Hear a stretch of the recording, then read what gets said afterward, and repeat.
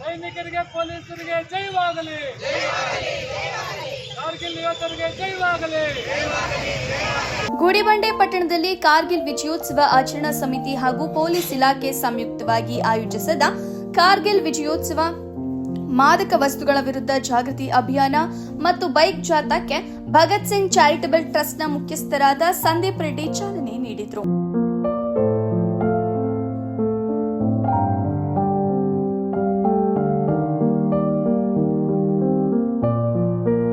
ನಂತರ ಮಾತನಾಡಿದ ಅವರು, ಕಾರ್ಗಿಲ್ ವಿಜಯೋತ್ಸವವು ದೇಶಕ್ಕಾಗಿ ಪ್ರಾಣ ತ್ಯಾಗ ಮಾಡಿದ ವೀರ ಯೋಧರ ಶೌರ್ಯ ಮತ್ತು ತ್ಯಾಗವನ್ನ ಸ್ಮರಿಸುವ ದಿನವಾಗಿದೆ.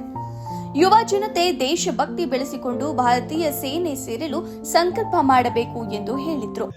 ಮತ್ತೊಮ್ಮೆ ನನ್ನ ಭಾರತದ ಹಿರಿಮೆಯನ್ನ ಎತ್ತಿ ಹಿಡಿದಂತಹ ಈ ಒಂದು ವಿಜಯೋತ್ಸವ, ಕಾರ್ಗಿಲ್ ಅನ್ನ ಏನು ಪಾಕಿಸ್ತಾನಿಗಳು ಆಕ್ರಮಿಸಿಕೊಂಡಿದ್ರು, ತಮ್ಮ ಬಲಿದಾನದ ಮೂಲಕ, ಸಾವಿರಾರು ಸೈನಿಕರ ಬಲಿದಾನದ ಮೂಲಕ ಮತ್ತೊಮ್ಮೆ ನನ್ನ ಭಾರತ ಮಾತೆಯನ್ನ ರಕ್ಷಿಸಿದಂತಹ ದಿನ, ನಾವು ವಿಜಯೋತ್ಸವವನ್ನು ಆಚರಿಸಿದಂತಹ ದಿನ.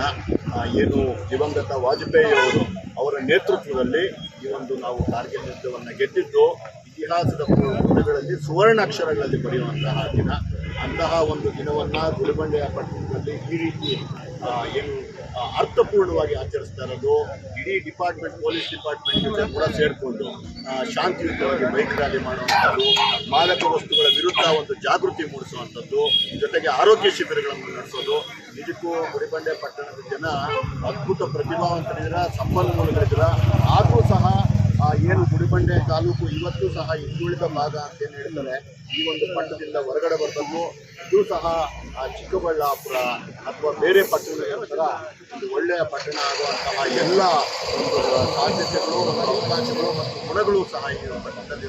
ಈ ಸಂದರ್ಭದಲ್ಲಿ police sub inspector Muttaraj, Kargil ವಿಜಯೋತ್ಸವ ಸಮಿತಿಯ ಅಂಬರೀಶ್, ಆಶಾ ಜಯಪ್ಪ, ಗಂಗಿರೆಡ್ಡಿ, ಲಕ್ಷ್ಮಿ, ಜಿನ್ನಿ, ಪ್ರೆಸ್ ಶಿವಪ್ಪ, ಅಲ್ವೇಲಮ್ಮ, ಮುರುಳಿ, ಅರುಣ್ ರೆಡ್ಡಿ ಸೇರಿದಂತೆ ಹಲವರು ಹಾಜರಿದ್ದರು. ವರದಿ ಮೊಹಮ್ಮದ್ ನಾಸಿರ್, ಗುಡಿಬಂಡೆ. ಸ್ವತಂತ್ರವಾಗಿ ಸ್ವೇಚ್ಛಾ ಜೀವನ ನಿರ್ಭಯವಾಗಿ ನಾವು ಜೀವನ ಮಾಡೋಕ್ಕೆ ಆಗ್ತಾನೆ ಇರಲಿಲ್ಲ. ಅಂತಹ ಒಂದು ಸುದಿನ ಇವತ್ತಿನ ದಿನ ಆಗಲೇ ಆರೋಗ್ಯ ತಪಾಸಣಾ ಕೇಂದ್ರ ಉಚಿತವಾಗಿ ಆರೋಗ್ಯ ತಪಾಸಣಾ ಒಂದು ವ್ಯವಸ್ಥೆಯನ್ನು ನಿರ್ವಹಿಸಿದ್ದು ಎಲ್ಲ ಸಾರ್ವಜನಿಕ ಬಂಧುಗಳು ಸಹ ಇದರ ಒಂದು ಸದುಪಯೋಗ ಪಡ್ಕೋಬೇಕು, ನಿಮ್ಮ ಆರೋಗ್ಯವನ್ನು ಸಹ ಕಾಪಾಡ್ಕೋಬೇಕು. ಹಾಗೂ ನಾವು ಸೃಷ್ಟಿಯಾಗಿ ಇಟ್ಕೊಂಡೇ ಕಾರ್ಯಕ್ರಮ ನಡೆಸ್ತಾ ಇದ್ದೀವಿ. ಅದೇ ಪ್ರಕಾರವಾಗಿ ಕಳೆದ 2 ತಿಂಗಳಿಂದ ಈ ಮಾದಕ ವಸ್ತುಗಳ ವಿರೋಧಿ ದಿನಾಚರಣೆ ನಾವು ಏನು ಜೂನ್ 26ನೇ ತಾರೀಕು ನಾವು ಆಚರಣೆ ಮಾಡಿದ್ವಿ.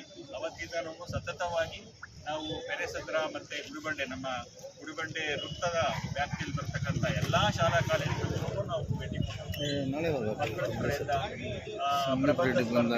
ಪೇಂಟಿಂಗು, ಡ್ರಾಯಿಂಗ್ ಮಾಡಿಸಿ ಮತ್ತು ಡ್ರಾಮಾಗಳನ್ನೆಲ್ಲ ನಾವು ಮಕ್ಕಳಿಗೂ ಅದು ಸ್ವಲ್ಪ ಮನಸ್ಸಲ್ಲಿ ಕೂರಬೇಕು. ಯಾವುದೇ ಕಾರಣಕ್ಕೂ ಏನು ಈ ಡ್ರಗ್ಸ್ ಆವೇಶಿದ್ದಾರೆ ಅದನ್ನು ಹೋಗಬಾರ್ದು.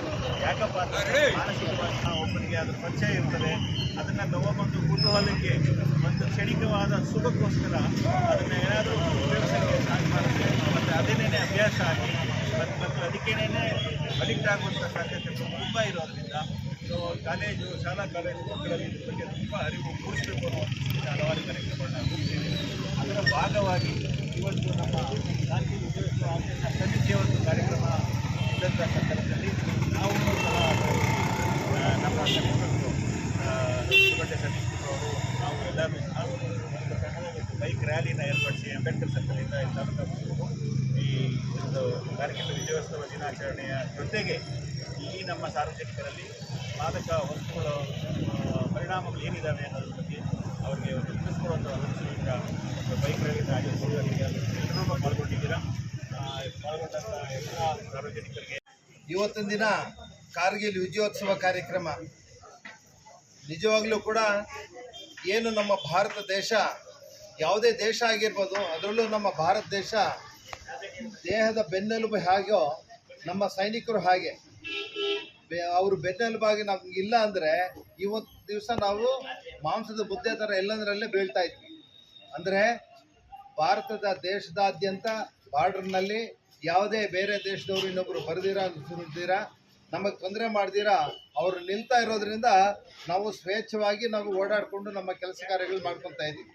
ಇಂಥ ಸಮಯದಲ್ಲಿ ಕಾರ್ಗಿಲ್ನಲ್ಲಿ ಆ ಒಂದು ಪಾಕಿಸ್ತಾನಿಗಳು ಮತ್ತು ಉಗ್ರಗಾಮಿಗಳು ದೂರ್ತಾ ಇದ್ದಾಗ ಆವಾಗ ಅದೆಲ್ಲ ಕಂಡಿಡ್ಕೊಂಡು ನಮ್ಮವರು ಹೋಗಿ ಅಲ್ಲಿಂದ ಹೋರಾಟ ಮಾಡ್ತಾರೆ, ಬಹಳಷ್ಟು ಹೋರಾಟ ಮಾಡ್ತಾರೆ.